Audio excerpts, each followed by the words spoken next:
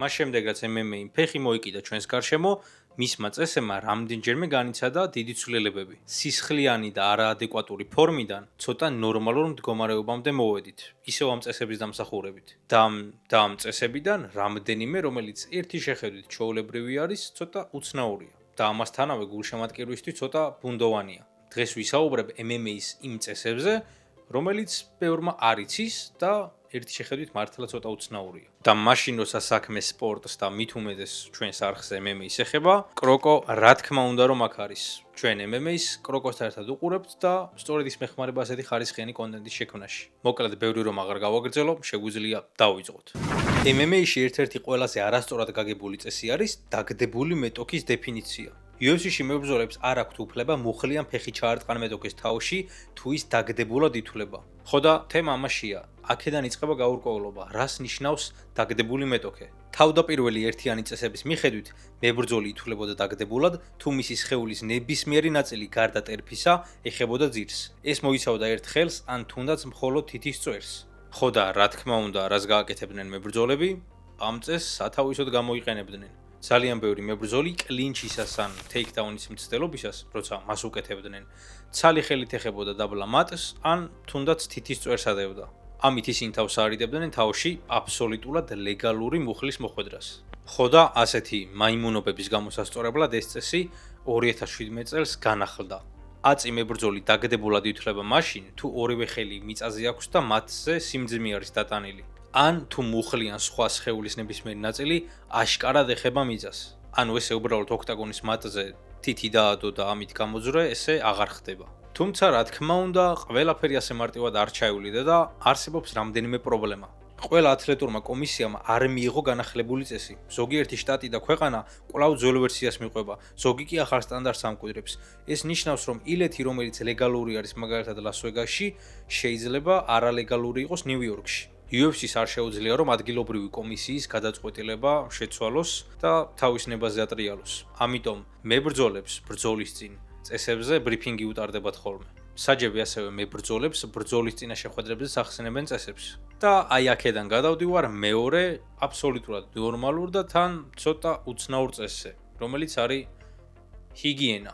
შეიძლება ძალიან წვრილმანა ჟღერდეს, მაგრამ MMA-ში არსებობს ოფიციალური წესი, რომელიც მებრძოლებს ავალდებულებს ხელისა და ფეხის ფრჩხილების დაჭრას ოქტაგონზე გასვლამდე და ეს წესი უსაფრთხოებას ეხება. ყოველი UFC-ს ბრძოლის წინ ტარდება სპეციალური შემოწმება კომისიის მიერ. ამ შემოწმებისას მებრძოლები მოწმდებიან მაგალითად ზედმეტ ცხიმზე, რამე არასაჭირო ეკიპირებაზე, ფრჩხილებზე, დახოულ ხელებზე და კაპზე. იშვიათად ხდება, მაგრამ თუ მებრძოლი გამოცხადდა ბასრიან გრძელი ფრჩხილებით, ადგილზე ომოსთხოვენ რომ დაიჭრას. ამ წესის შეუსრულებლობამ შეიძლება გამოიწვიოს ღონისძიებაზე რამე დაგვიანება, დაჯარიმება ან საერთოდ ამ მებრძოლის გაგდება. ეს წესი არსებობს შემთხვევითი გაჭრების, ნაკაწრებისა და თვალის დაზიანებების თავიდან ასარიდებლად. რა თქმა უნდა, დიდი შანსია, რომ გრძელმა ფრჩხილებმა გამოიწვიოს კანის არასასრუელი გაჭრა, მაშინ მაგალითად, როდესაც მებრძოლები კლინჩში შედიან. კანის ისეთი დაზიანება, რომელიც დარტყმებთან საერთოდ არაფერ შუაშია. ყველაზე უარეს შემთხვევაში შანსი არის, რომ მოხდეს რამე ისეთი, რამაც ექიმს აიძულოს, რომ ეს ბრძოლა გააჩეროს. და სხვათა შორის ყოფილა კიდეც ისეთი შემთხვევები, როდესაც მსგავსი რამ უშუალოდ ბრძოლის დროს მომხდარა ოღონდ მცირე MMA-ის პრომოუშენებში და მებრძოლს, რომელსაც ფრჩხილები დაჭრილი არ ქონდა, იქვე დააჭრეს გალიასთან და მერე შეუშვეს ოქტაგონში.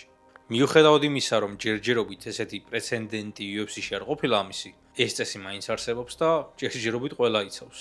MMA-ში ვაზელინი ჩვეულებრივ გამოიყენება ჭრილობების შესამცირებლად და მას მებრძოლის სახეზე ბრძოლის დაწყებამდე უსვამენ. მაგრამ არსებობს მკაცრი წესი. ვაზელინის წასმა შეიძლება მხოლოდ კონკრეტულ ადგილებზე და მხოლოდ UFC-ის პერსონალის, ანუ ქათმენის მიერ. თუ მებრძოლი ან მწვრთნელი შემჩნეული იქნება მის სხეულზე წასმაში, ეს ითვლება ეგრეთ წოდებულ გრიზინგად და არის არალეგალური. ამ დროს ახდება მებრძოლს ეძლევა უსამართლო უპირატესობა მის მეტოქესთან შედარებით და მაგალითად, როდესაც დაბლა მიწაზე ბრძოლობენ უშუალოდ გრეპლინგში ან კლინჩის დროს, როცა ერთ მებრძოლს ტანზე ვაზელინი უსვია და მისი კანი მთლიანად სრიალებს, ძალიან რთული არის თუნდაც საბმიშენზე დაიჭირო. სწორედ ამიტომ ათლეტური კომისიები ამას სერიოზულ ყურადღებას აქცევენ. ყველაზე ცნობილი მაგალითი, როცა ვაზელინი მამაძაღლური ამბებისთვის გამოიყენეს, ეს იყო BJ Penn-ისა და GSP-ის შორის საჩემპიონო დაპირისპირება. GSP-ის კუთხემ ძალიან წყნარად და კოხტად ცოტ-ცოტა ვაზელინი GSP-ის მხრებზე და ზურგზე წაუსვა და ამან გამოიწვია ის, რომ BJ Penn GSP-ისთან მიწაზე ძალიან დაიღალა და ეს ბრძოლა წააგო კიდეც. BJ Penn-ის გუნდმა საჩივარი შეიტანა და ნევადის შტატის ათლეტურმა კომისიამ გამოძიება დაიწყო. მიუხედავად იმისა, რომ GSP ფორმალურად არ დასჯილა, ამ ინციდენტმა გამოიწვია წესების ბევრად უფრო მკაცრი აღსრულება მომავალში. დღეს მხოლოდ ერთს ქათმენს აქვს უფლება, რომ მებრძოლს ვაზელინი წაუსვას და ისიც კონკრეტულ ადგილებზე. ეს ხდება იმიტომ, რომ მოხდეს პრევენცია, რომ ხელთათ მანმა უაზროდ არ გაჭრას კანი და რაღაც ზედმეტი სისხლდენა არ დაიწყოს. თუ დაფიქსირდა ისეთი შემთხვევა, რომ რაღაც მაინც გაიპარა და მებრძოლს ცოტაოდენი მაინც ტანზე უსვია, ასეთ შემთხვევაში შეიძლება ბევრი რამ მოხდეს. რეფერიმ დისკვალიფიკაცია მიცეს მებრძოლს, ცოტა ხნით პაუზა აიღოს, მოწმინდონ და გააგრძელებინოს, ქულა დააკლოს და მოკლედ ბევრი ვარიანტი არის. შეიძლება საერთოდ ექიმაც გააჩეროს. MMA-ის ერთ-ერთი ნაკლებად ცნობილი წესია ის, რომ მებრძოლს შეიძლება აიკრძალოს ასპარეზობა, თუ მან ახლახანს ჩააბარა სისხლი. ეს წესი მოდის შტატების ათლეტური კომისიებიდან და რაღაც სამედიცინო აღსრულება აქვს. ყოველი ბრძოლის წინ მებრძოლებმა უნდა გაიარონ სამედიცინო შემოწმება, რაც მოიცავს ნებისმიერი ბოლოდროინდელი აქტივობის შემოწმებას, რამაც შეიძლება გავლენა მოახდინოს მათ ჯანმრთელობაზე, გამძლეობასა და უსაფრთხოებაზე. სისხლის დონაცია ამცირებს წითელი უჯრედების რაოდენობას და პლაზმის მოცულობას, რამაც შეიძლება გავლენა მოახდინოს ჟანგბადის მიწოდებაზე, კარდიომაჩვენებლებზე და აღდგენის პროცესზე. და ეს ძალიან დიდი პოტენციური რისკი არის გალიაში შესვლის დროს. ზოგი შტატის წესების მიხედვით, თუ მებრძოლმა რამდენიმე კვირით ადრე ჩააბარა სისხლი, ისინი უფლებას იტოვებენ, რომ ის მებრძოლი ქარდიდან საერთოდ მოხსნან. და ასეთი ფაქტები დაფიქსირებულა კიდეც ძალიან პატარა და მცირე რეგიონალურ პრომოუშენებში. რა თქმა უნდა, თანამედროვე ერაში და ნორმალურ ორგანიზაციებში ყველა მებრძოლი ამაზე გაფრთხილებულია და თუ ვინმე აპირებს სისხლის ჩაბარებას, დიდი ხნით ადრე იჭერენ თადარიგს. ახლა მივადექით ბევრი მებრძოლისთვის საყვარელ მაიმუნობას, რომელზეც ხშირად იღებენ ხოლმე შენიშვნას და ეს არის გალიის გამოყენება. MMA-ში არსებობს მკაცრი წესები იმის შესახებ, თუ როგორ შეიძლება და არ შეიძლება ბადის გამოყენება. ერთიანი წესების მიხედვით მებრძოლს არ შეუძლია ხელებით ჩაებღაუჭოს და ჩამოეკიდოს გალიას. ეს ნიშნავს იმას, რომ მაგალითად მებრძოლს არ შეუძლია ბადეში თითები გაუყაროს მაშინ, როდესაც ტეიქდაუნს უკეთებენ და ამის ხარჯზე თავი გადაირჩინოს და აღარ წაიქცეს.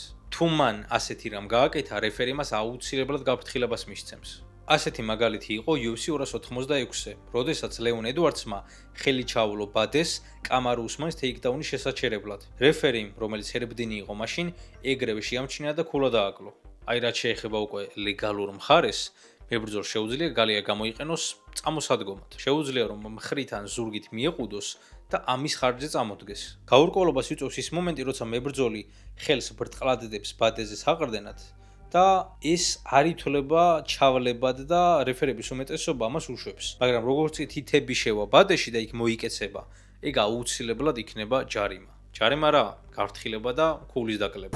მასწავლებლებთან ერთად MMA-ის მებრძოლებიც არ დადიან ტუალეტში. წარმოიდგინე ბრძოლა, როდესაც შენი კუჭი უბრალოდ ძალიან ცუდად არის. UFC-ის ერთ-ერთი ყველაზე უცნაური წესი არის ის, რომ ბრძოლის დაწყების შემდეგ საპირფარეშოში გასვლა აკრძალულია. მებრძოლებს არ აქვთ უფლება დატოვონ ოქტაგონი ბრძოლის დასრულებამდე. რაუნდებს შორისაც კი. იდეაში ეს ნორმალურია, იმიტომ რომ არავინ დაგელოდება, როდის გავხვალ შენ ტუალეტში, რაუნდი და რაუნდს შორის, მით უმეტეს მაშინ, როდესაც შესვენება სულ 1 წუთია. ერთ-ერთი ყველაზე უხერხული მაგალითი იყო 2025 წელს სხვათა შორის UFC Mexico City-ზე.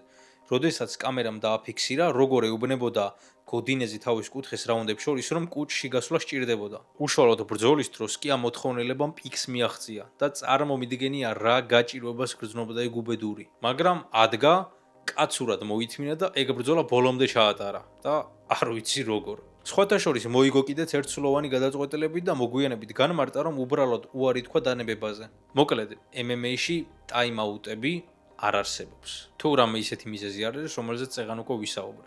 როგორ შეიძლება მებრძოლმა სულის მოსათქმელად დრო მოიგოს ოქტაგონზე? რა ხერხ შეიძლება მიმართო? რა თქმა უნდა, კაპი უნდა გადმოაფურთხო პირიდან. კაპი სავალდებულოა, მაგრამ ზოგიერთი მებრძოლი მას განზრახ აფურთხებს, რათა სუნთქვის მოსათქმელად დრო მოიგოს. თუ ის ვარდება, რეფერი ვალდებულია შეაჩეროს ბრძოლა მის შესასმელად. თუ რეფერი მიიჩნევს, რომ ეს განზრახ მოხდა, მას შეუძლია გაფრთხილება მისცეს ან ქულა დააკლოს. ზოგჯერ მებრძოლები თავს ისე აჩვენებენ, თითქოს მაუსგარდი კარგად არ აქვთ მორგებული და ამით შეუძლიათ მოკლედ დრო გაწელონ. რა ხდება მაშინ, როდესაც მებრძოლს დანებება უნდა? თუ მებრძოლი ნებდება, ანუ თეფს აკეთებს, ეს უნდა იყოს აშკარა და გასაგები სიგნალი. მაგრამ ხდება ისე, რომ ზოგჯერ მებრძოლები აკეთებენ რაღაც მოძრაობებს, რომელიც თეფს გავს, მაგრამ რეალურად დათაფო არ არის. მაგალითად, ხელთათმანის სახოვის გასწორება, ბარძაყზე ხელის დადება ინერციისთვის.